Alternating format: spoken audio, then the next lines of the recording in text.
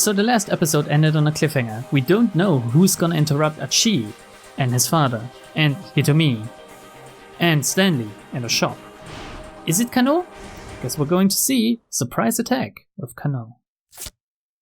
I don't think it's him, by the way. Wouldn't fit, I don't know. A gunshot rang out from Tateno's gun. Oh, but it was a wild shot, fired reflexively as the weapon flew out of his hand. Oh yeah, those two were having a standoff. A figure had leapt from behind a water storage tank, kicking him in the arm that held a gun. It's Canaan. Then, moving almost too fast for the eye to track, the newcomer delivered an elbow strike to Tateno's jaw. Kano didn't even have the chance to fire his gun. Before he could react, Maria's kidnapper was already laid out on the ground. Without so much as looking back, the girl bolted down the stairs. "Maria!" Kano shouted. He started to chase after her, but a bright glimmer in the corner of his eyes stopped him in his tracks. She got big eyes, I gotta say. The strange assailant had drawn a knife, and was preparing to slit the unconscious Tateno's throat. Kano quickly brought his gun back to bear. "Stop right there, criminal scum!" The knife stopped mere millimeters from Tateno's neck. Kano was sure that if he hadn't intervened, the detective's throat would have been slit already. The knife wielder pulled back the hood that had been concealing her face. "You! I know you," Kano said, shocked to see that he recognized the attacker. "Wait, where did they meet before?" Fuck, why is she so cute? I don't get it. At first I didn't think she was looking that good, but I kind of grew to her looks. I don't know, it's a slightly oriental look, and I like that. It was a girl who'd been knocked down by the minivan explosion. She's up and running again. Wow. "Why stop me?" she asked, her tone ice cold. "Weren't you just about to shoot him yourself?" "I don't have a reason to shoot him anymore, now that you've helped Maria escape. Please, put the knife away." Very well. Looks like he's not waking up for a while anyway. Well, okay, that was easy. The girl withdrew the knife and rose to her feet. "Where did she even come from? Why did you come to Maria's rescue?" "Because she's my friend," the girl said simply. "She's been infected with a virus," Kano said.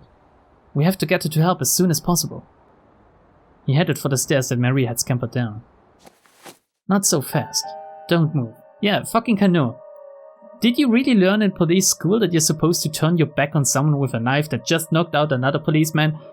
Doesn't matter if he was a traitor or not. The girl's sharp tone made Kano stop. "What for?" he demanded.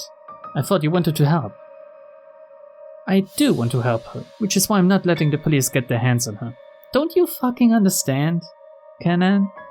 The girl's voice was quiet but hard as steel. "The police are afraid of the virus spreading, which is why they certainly place Maria under quarantine. If that happens, there won't be any way to save her." "Just who in the world are you?" "Before I answer that, let's make a deal." Kano waited, non-committal. "I have no information relevant to this case." "Oh, I have no information relevant to this case," the girl continued. "I want to make an exchange."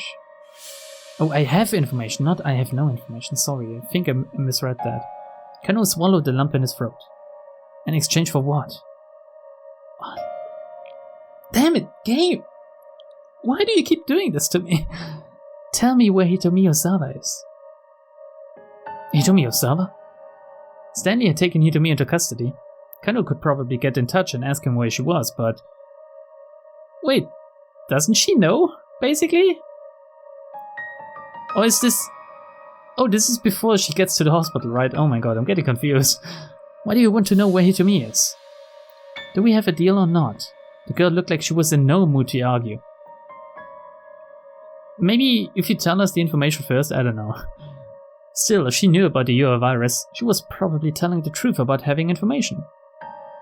But it was a violation of police policy to leak information on any investigation to a third party.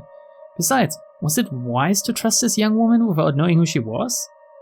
Kano weighed his options for a moment before replying. "Alright, you look pretty cute, I'll tell you." "No way! You look way too hot. I can't share that info. First, I need to know who you are and your measurements."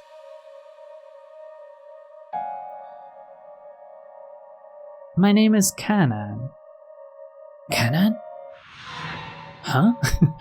What?" Kano thought back to the grisly scene at the Foreign Syndicate's hideout. Yep, that's me. Did she do that? Kano was almost afraid to wonder. As if sensing his unease, Canaan spoke up, her voice low and calm. Once you hear what I have to say, I think you'll be more inclined to tell me where Hitomi is. There was still a lingering trace of adolescence in the strange girl's face. It was hard to believe someone so young could be a covert Middle Eastern operative. And yet Kano had seen how quickly she'd been able to render Tateno unconscious. He's an old man, to be honest. Alright then, guess I'll go first, Canaan began. Okay, nice. Exactly what we wanted, right? We can always decide not to tell her then. There's someone out there trying to get their hands on the antiviral drug. My objective is to eliminate this person and put a stop to their plan. This is no new information. Kano felt neither surprise nor horror at her use of the term eliminate. After all that had happened today, he realized his sensibilities had gone numb. What about Sasayama, by the way? Is he still alive? Anyone knows? This person you're after. You're talking about an arms dealer named Alfred, aren't you? Canaan nodded.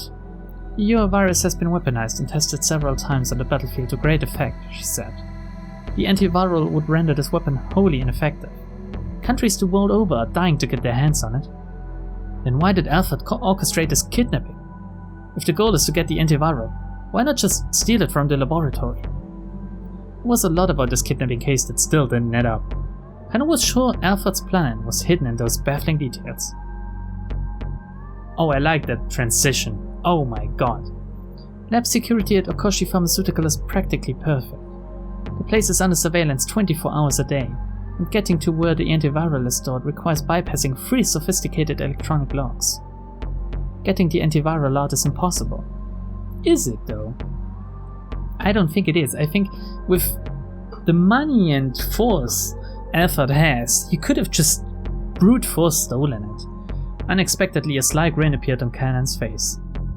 If you were Alfred, how would you steal it? She asked. Huh? Kano was taken aback by the sudden question.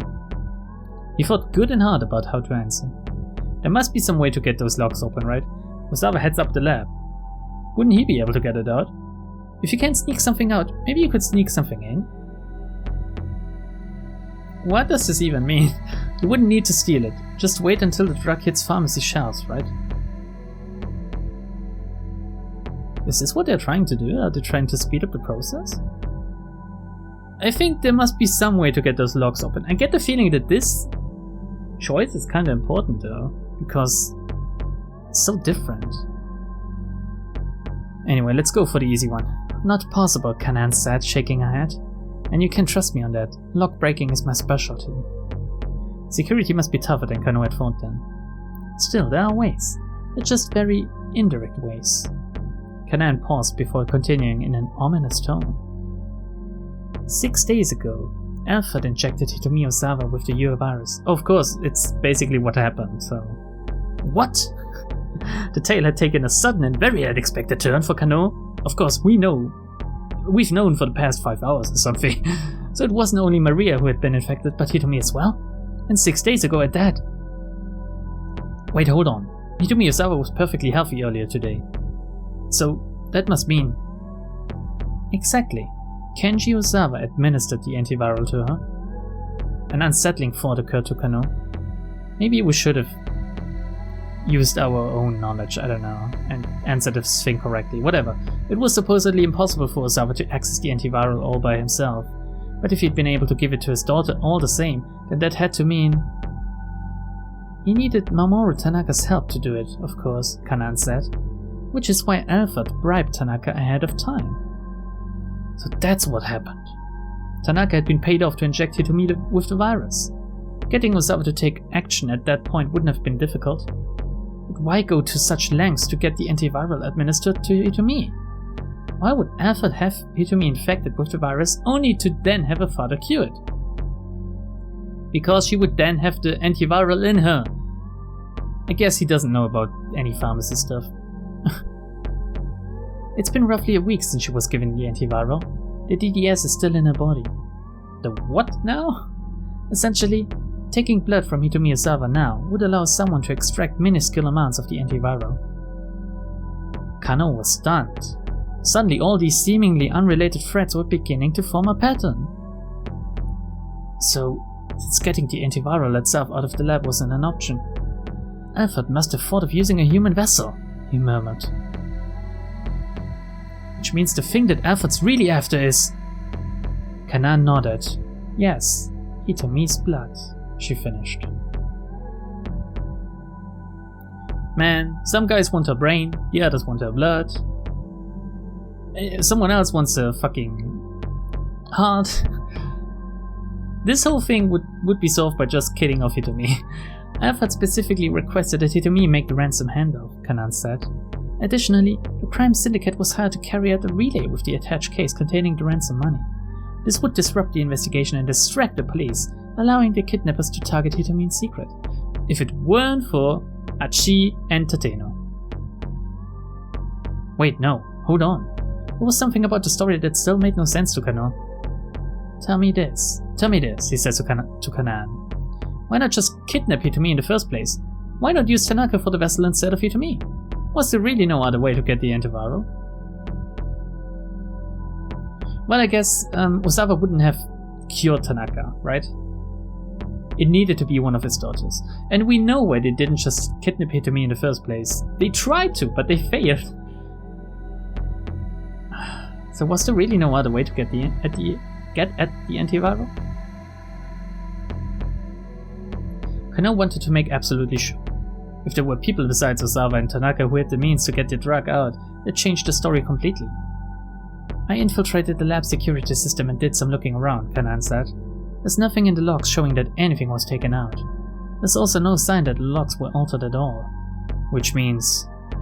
we should assume nobody else was capable of taking the antiviral out.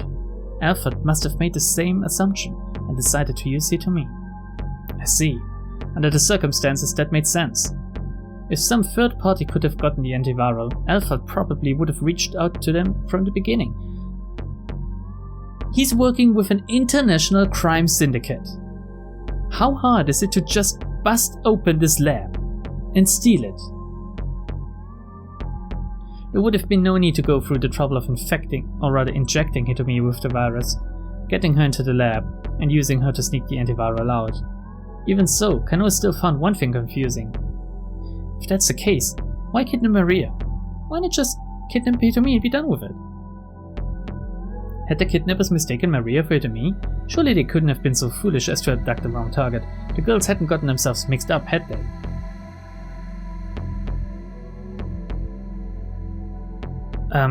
All of them are true, basically. Whatever. Maria with Hitomi, Hitomi with Maria. If that were the case, then the syndicate's plan actually had been to abduct Hitomi. Yeah, Kano said excitedly. When you think about it, it all makes sense. Canaan gave him a look. No, it doesn't. Not that it isn't an interesting idea. Well, so much for that, Kano thought. So what, is this a wrong answer? Damn. I lost. I've met both Maria and Hitomi, Canaan said. They look alike, but they're completely different. That was definitely Maria who was here just now.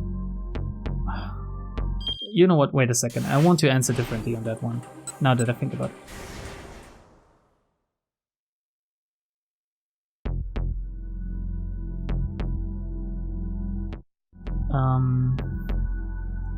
This is essentially the same assumption. Mistaking Maria for Hitomi is the same as getting them mixed up. So we go with B. Whatever. So kidnapping Maria must have been intentional. But it didn't add up. No matter how he looked at it, Kano couldn't see any reason to kidnap Hitomi's sister. It's my fault that Maria was kidnapped. Canaan looked away. Oh, how young is she, by the way? I mean, you really can't tell. She looks so mature in some shots, and in others she looks really young.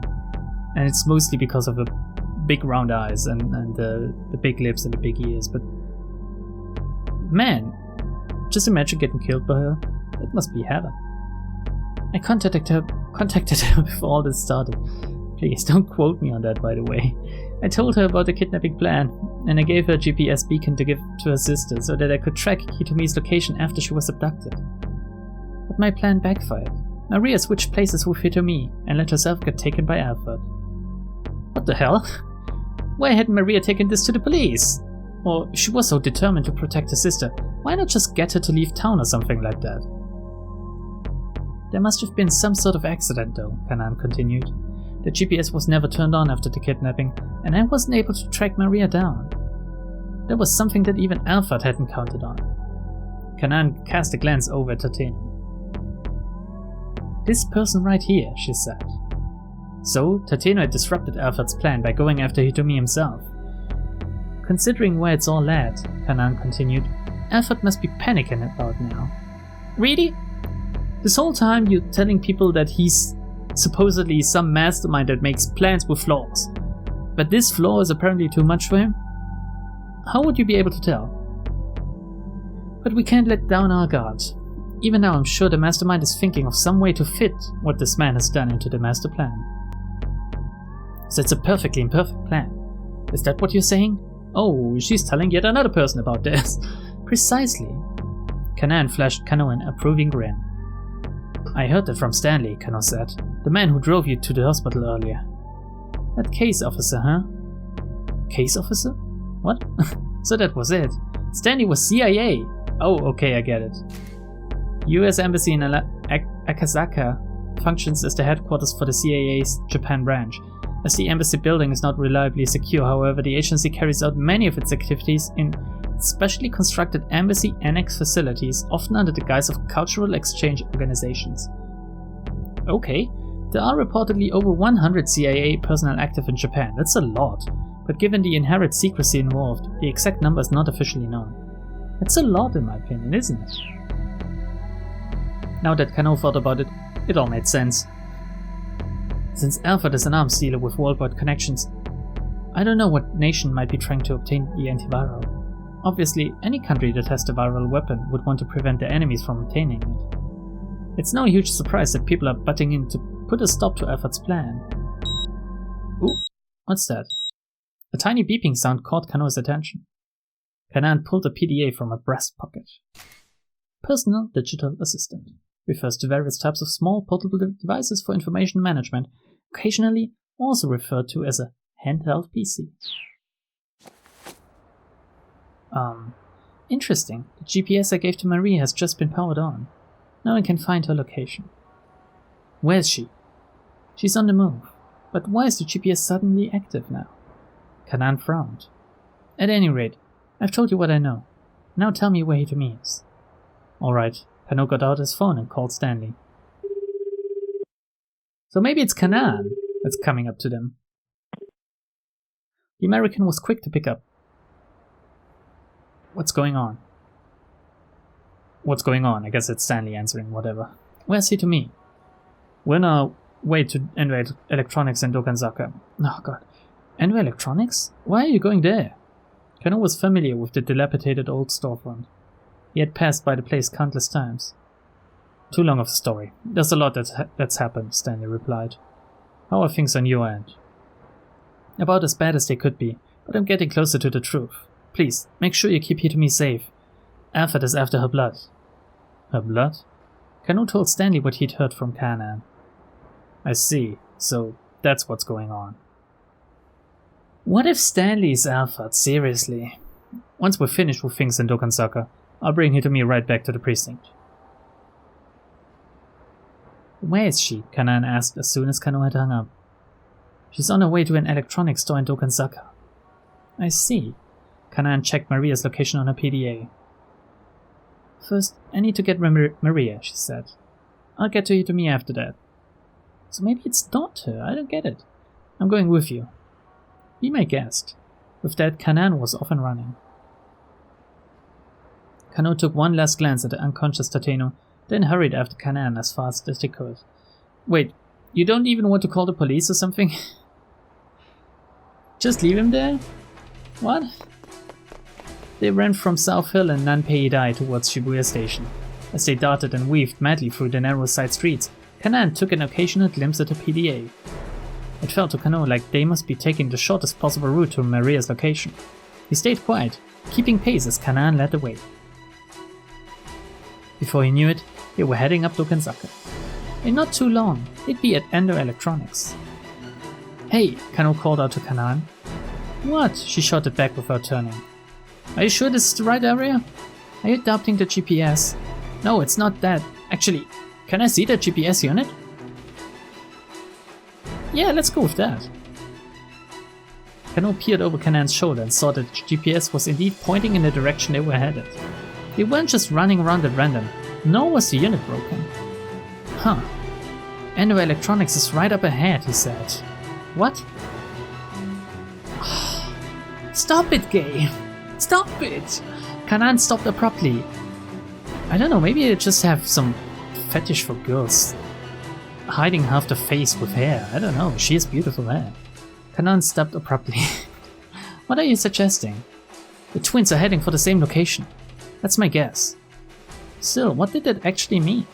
Kano hadn't figured it out yet. I think things are picking up. They took off running again, and before long, Endo Electronics came into view. Canaan stopped in front of the shop door. Right here, she said, glancing again at the GPS. I knew it, Kano thought.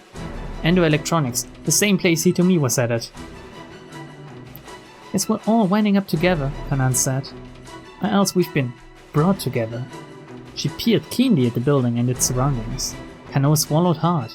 We? You think you've been roped into this too? Quite possibly. Canaan flashed a winning smile, then started to head into the shop. So, whoever arrived earlier in Achi's story must have been Maria, right?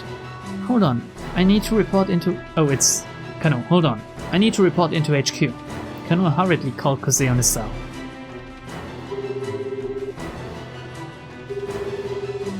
What the fuck is going on anymore? Kano, what's going on? Yeah, exactly, that's me. I've located Maria Osawa. Huh? What's that? Kosei's words came out as a surprised and childish yelp. Come on, Canaan's smile turned to a steely glare. Time is critical. He nodded silently back at her. Kano, what's the location? Kosei asked. Where are you? I can't say right now, sir. Please, just leave this to me. Can't you locate his phone? Seriously? Hey, now just hold on. Boop. But Kano ignored the director squawking and hung up.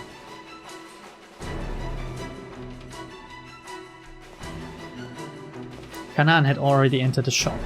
She seemed wholly unconcerned by the idea that she might be playing right into Alfred's hands. Despite her youth, she clearly thought of herself as quite capable. Warily, he followed after her.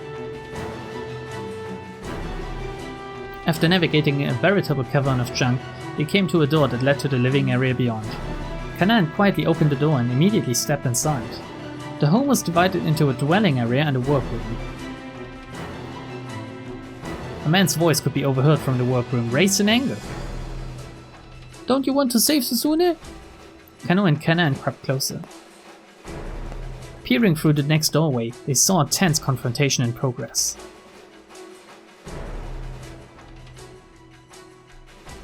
Maria and Stanley were standing there, looking down at the middle-aged man who had restrained Hitomi with a stun gun pressed to her throat. Dad, of course I want to have Susune. A young man stepped into view, speaking to the older fellow. But do you think this is what she'd want you to do? Kano watched intently, tensing for action. There was so much at risk here. Wait, can he kill her with a stun gun to the neck? Can he? He was about to barge into the workroom when Canaan grabbed him by the shoulder. Let's wait and see how this goes first, she whispered. He realized this was good advice. If they provoked the older man, things could very well take a sharp turn for the worse. How did he overpower both Stanley and Achi? They just have to hope the young man could talk him down. Okay, so I guess this is our point to jump here. We're supposed to. And... you know what? This is what we'll do. Next time, though. I'm gonna end here on this cliffhanger. That feels good. Bye.